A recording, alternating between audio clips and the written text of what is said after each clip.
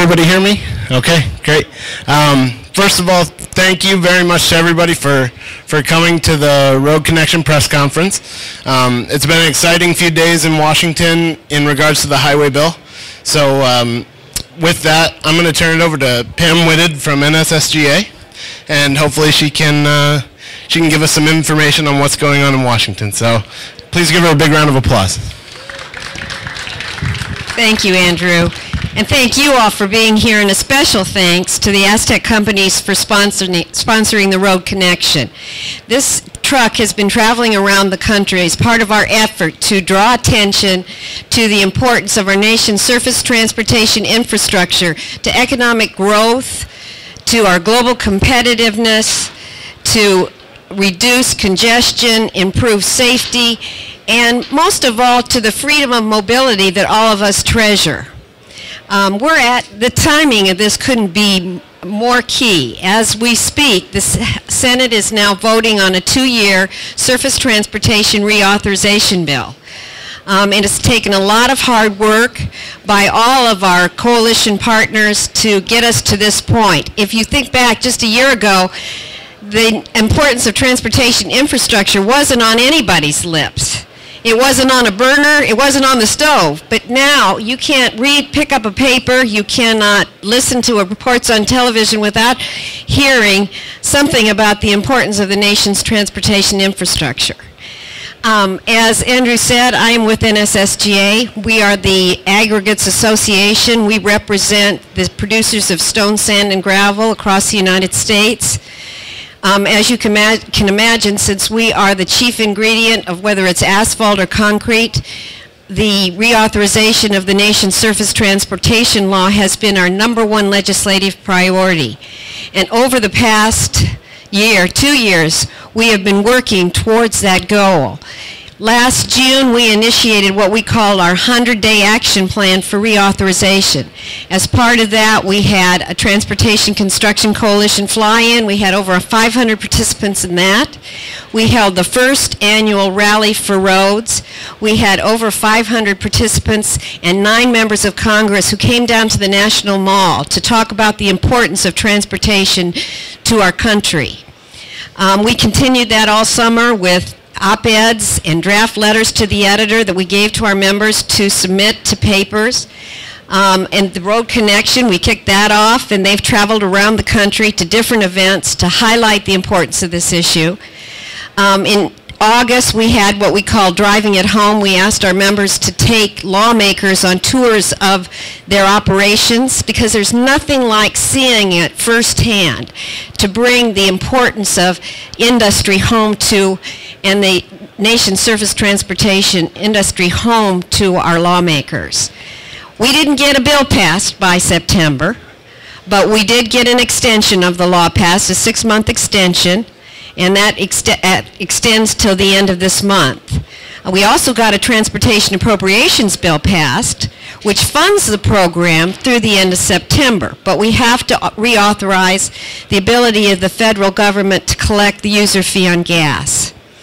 So when we initiated then, NSSGA did, what we call FLORIT, and that was a 6-month action plan to get this bill passed and over the finish line. And as part of that, for each month since October, we have had a theme. And we had in October, we sent Congress a statement of our expectations for a reauthorization bill. In December, we had what we call wrap it up, just get it done. In January, it was a January resolution, and do the bill, just do it. And this month, it's FLORIT. And as part of that, we are having our 2nd annual Rally for Roads on Tuesday, the 20th. Next Tuesday, it's going to be on the Mall in Washington at 14th Street.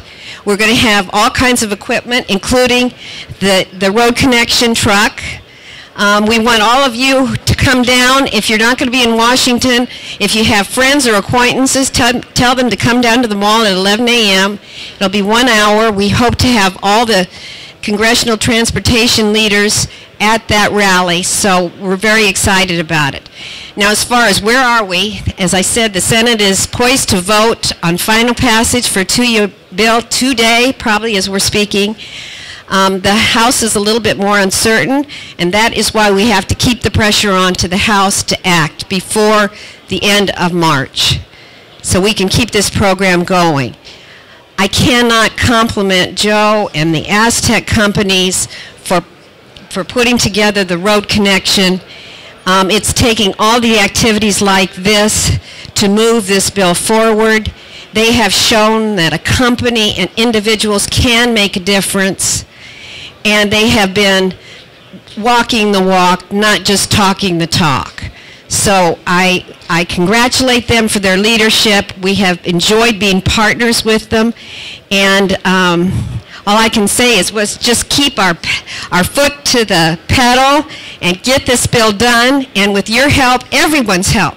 This is not just our industries. This is important to all Americans. You know, whether that's a soccer mom who's got to get their kid to the game, or getting a family member to the hospital, it matters to every one of us. So you all need to be involved, and if we can help in any way, let me know. And with that, I'm going to turn this over to Joe Vig, who is a group president of the Astec companies.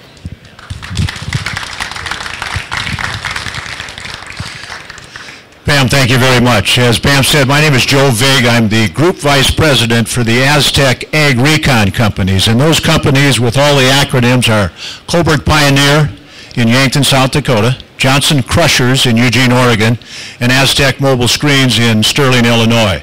And first of all, I'd like to say thanks to Pam Whitted with NSSGA. This lady is a real disciple, apostle, and preacher for all of our needs and so on. And she has a fortunate or unfortunate task of talking to members of Congress every single day, and believe me, she does it and keeps her sanity in doing so, and we appreciate all of her efforts very much. There's no question about it. Our companies, our three companies within Astec, were very, very happy to promote this program and basically fund it. And our marketing manager, Lisa Carson, didn't have to twist my arm too much in order to do it because of the good objectives that we have. And it, as Pam said, it's really for America too. There's no question about it. One of the questions I had, and I'm an optimist, but I really feel that we can get this bill passed. I hope in the month of March. President Joy Pinniger of NSSGA yesterday said by summer, and I hope that gets done. But I asked Lisa, what happens if we pass, and what do we do with the road connection? Well, we were going to finish it in September at our National Dealers Conference. We still plan to do that, but this pickup will be continuing on its journey across America, and we're going to continue to preach the gospel concerning roads and what we need to do, whether the bill gets passed or not. And again, I'm optimistic that it will, and I hope it will by that time. Right now, Kurt and Andrew have almost 10,000 miles on it. We're shooting for an overall objective about 80,000 miles. Yes, we will be there next March, or next week, next Tuesday, March 20, in D.C. and continue to promote it. We started at AED in January, and actually this pickup left Omaha on about the 10th of January at a sales meeting in a snowstorm. We didn't have many snowstorms this winter in the upper Midwest, but it left on that day, and it's covered a lot of miles since. I think Andrew and Kurt might talk about some of those things. You know, the importance of the road bill is important to all of us, as Pam said, and she can expound on that better than me. But since 2005, we have 8 or 9 extensions. You know, we can continue to languish with what we have in 2005 funds, and we just need to get it going. There's a number of facts and figures. I think you've heard of them, but $1 billion in infrastructure spending means about 28,000 jobs. How many times do we hear about jobs every day in the news and the need to promote jobs and get those going? We're having accidents. One of my colleagues the other day mentioned, do we need another I-35 disaster on a bridge to promote this or wake people up? Over $200 billion of costs have been experienced due to bad roads since 2000 on vehicle crashes, and the numbers go on, and a lot of our bridges are structurally deficient, as you all know, and we just need to continue to push this. So we're happy to support it. Costs a little bit of money, but it's certainly money well spent, and we are interested in continuing the fight. And with that, I believe I'm going to turn it over to Andrew Gilman of Performance Marketing, along with the main driver, Kurt Paterka, of our company, Coburg Pioneer, and let them talk to you. Thank you very much for being here, and let's continue to push this effort. Thank you. Thank you very much, Joe. It's a pleasure to be here and work with everybody that's been involved on this Road Connection campaign. All the folks on the side of the truck in one way or another have helped us out on our mission of spreading the word for funding for roads and bridges. We're really excited to be here. As Joe and Pam pointed out, we will be heading up to Washington, D.C. next week, and hopefully get to hear some great speeches from congressional members about how they feel regarding funding for our roads. We've had a great time so far. We've gotten to know each other pretty well in the truck. We've passed some milestones. It was actually mile marker 65 yesterday for Kurt Paterka. It was his birthday. We passed it yesterday, so he spent it in the truck and AGG1 sharing the message. So I'm going to turn it over to Kurt Paterka, and hopefully he'll say a few words about life in the truck so far. Thank you, Andrew. And no, I don't want any sympathy about that mile marker thing. It just happens. Probably don't go by them as fast as I used to. Like that? Okay.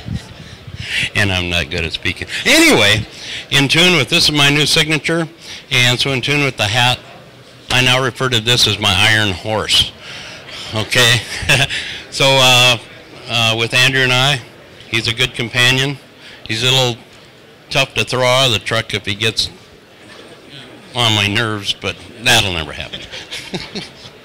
So anyway, I enjoy, it's a beautiful country out there, and like I've told some people, or everybody's back in this endeavor that we're on, and I have not yet to see or talk or see anybody that would stand up and vote for potholes. It just isn't going to happen, and I think if we did, I think Andrew would probably knock them out. So anyway, with that being said, thank you again for showing up, and maybe we'll run into you or cross paths with you on the road someplace. You would run over you or something. Thank you. One last thing. We have press kits available for anybody who would like one. So if you haven't received one yet, just come see me immediately following this conference. So thank you all again so much for coming. And if there are questions, we can take a few now if you'd like.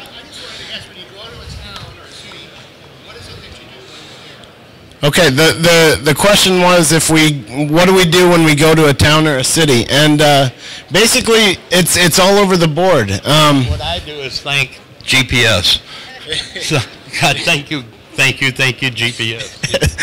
Yeah, we sure wouldn't get there without our Navman wireless system.